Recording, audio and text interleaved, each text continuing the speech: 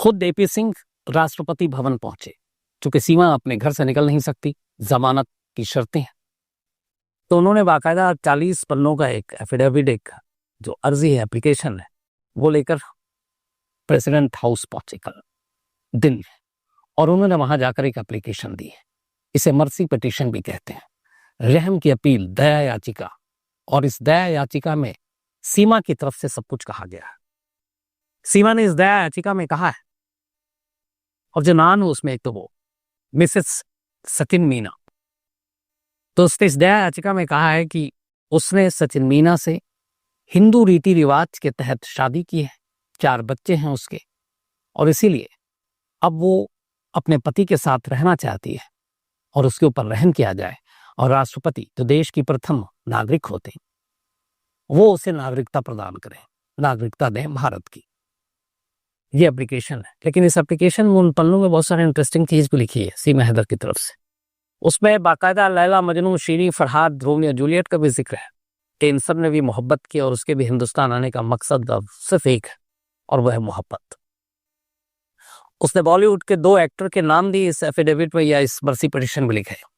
उसने कहा कि अगर फिल्मी दुनिया के सितारों को उनके काम की वजह से भारतीय नागरिकता दी जा सकती है, तो मोहब्बत की वजह से उसे क्यों नहीं। और इन 2 एक्टर हैं, उनका जो नाम लिखा उसने अपने एफिडेविट में, मर्सी पिटीशन में, सीमा हैदर में, उनमें एक हैं अक्षय कुमार और दूसरी आलिया भट्ट।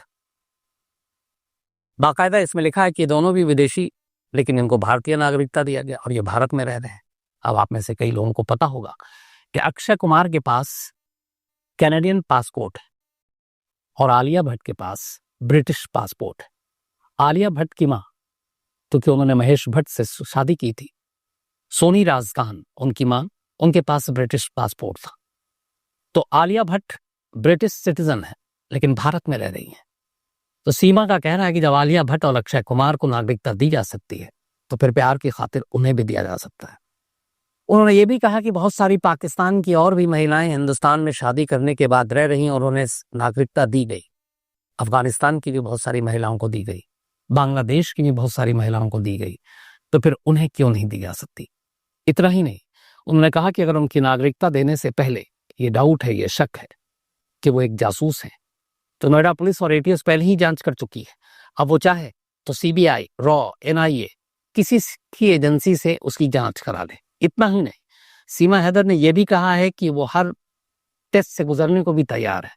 उसने अपने पेशेंट को भेजे मर्सी पिटीशन में लिखा है कि न सिर्फ वो बड़ी बड़ी एजेंसियों से जांच कराने को तैयार है, बल्कि polygraph test, brain mapping test, lie detector test और डीएनए, ये भी कराने को तैयार है। बहुत सारे लोग डीएनए और उसके बच्चों की बात कर रहे थे, तो उसने बाकायदा एप्लीकेशन में जो पेशेंट को भेजा उसमें लिखा है कि वो ब्रेन मैपिंग से लेकर polygraph test, lie detector test, DNA सब कुछ कराने को तैयार है। सीबीआई, एनआईए, आईबी, जिससे भी आप जांच कराना चाहें वो भी हम तैयार हैं, और इस जांच की रिपोर्ट के आने के बाद लेकिन आप मुझे नागरिकता दें और मुझे सचिन से अलग ना करें। तो राष्ट्रपति को ये अपील कर दी गई है। तो सीमा की जासूसी वाला मामला तो लगता है पीछे चला जाएगा, नागरिकता वाली बात अब आगे रहेगी। लेकिन आगे बढ़ूं उससे पहले एक नाम, नूर इनायत खान।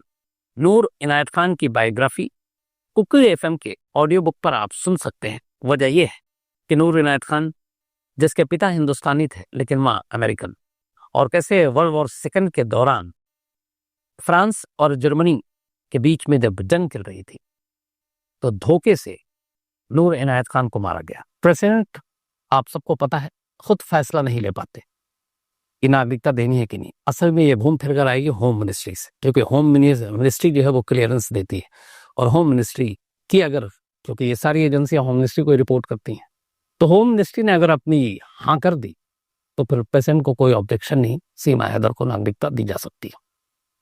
तो पहला काम ये हुआ 21 जुलाई को कि सीमा हैदर ऑफिशियली पेशेंट के पास, जिसका चर्चा, जिसकी बातें कई दिन से हो रही थी, तो वो सिटीजनशिप हासिल करने के लिए राष्ट्रपति के पास पहुंच गई और एक दया याचिका यानी कि रहम की अपील करती। इतना ही नहीं, इसी के साथ साथ एक और वकील की टीम कल ही बुलंदशहर की जो कोर्ट है, अदालत है, वहां भी पहुंच गई।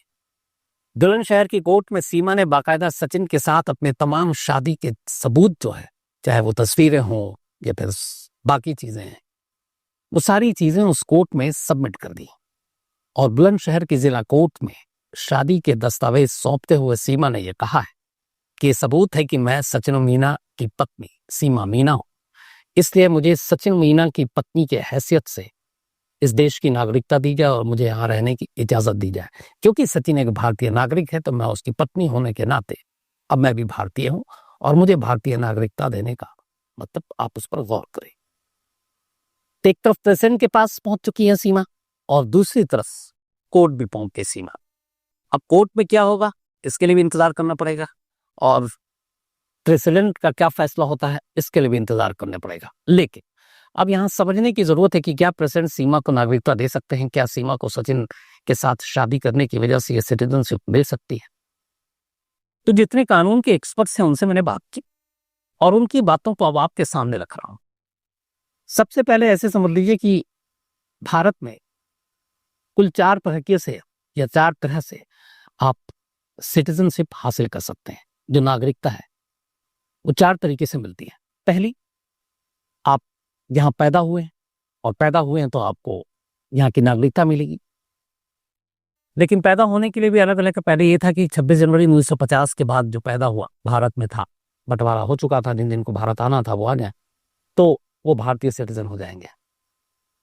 फिर ये हुआ कि 3 दिसंबर 2004 से पहले तक, 3 दिसंबर 2004 से पहले तक जो भारत में पैदा हुआ, भारत में रह रहा, वो भारतीय सिटीजन है। फिर आया कि एक रजिस्ट्रेशन के थ्रू आप भारतीय सिटीजनशिप हासिल कर सकते हैं। नंबर 2। अब जैसे कोई एक फॉरेनर इंडिया में रह रहा है, सपोज पाकिस्तानी है, अमेरिकन है, ब्रिटिश है, 7 साल तक लगातार वो भारत में रहता है, 7 ईयर कंटिन्यू अपना देश छोड़कर, तो फिर वो अप्लाई कर सकता है, रजिस्ट्रेशन कर सकता है कि मैं चूंकि 7 साल से यही हूं और इन 7 सालों में मेरा जो पूरा बिहेवियर है वो बिल्कुल अच्छा रहा है, तो उस बिना पर वो एक नागरिकता के लिए एप्लीकेशन दे सकता है और उसकी उस नागरिकता को मंजूरी भी मिल सकती है अगर वो 7 साल तक रहा है। इसमें एक तीसरा है नेचुरलाइजेशन प्रोसेस।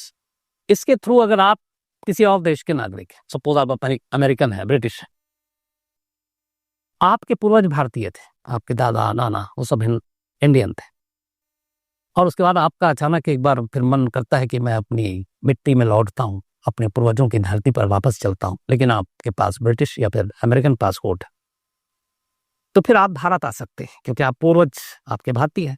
लेकिन आने के बाद जैसे यहाँ एक है नंबर 2 में जो बताया कि 7 ईयर कंटिन्यू रहना है और फिर आप अप्लाई कर सकते हैं। लेकिन अगर आपके पूर्वज वंशज हैं यहाँ पर तो फिर आपको आने के बाद 12 साल तक रहना पड़ेगा, और अगर आप 12 साल तक रह लेते हैं तो उसके बाद फिर आप उस नागरिकता को त्याग दे जहाँ के आप हैं और फिर आप यहाँ की नागरिकता हासिल कर सकते हैं। इसके अलावा एक और तरीका होता है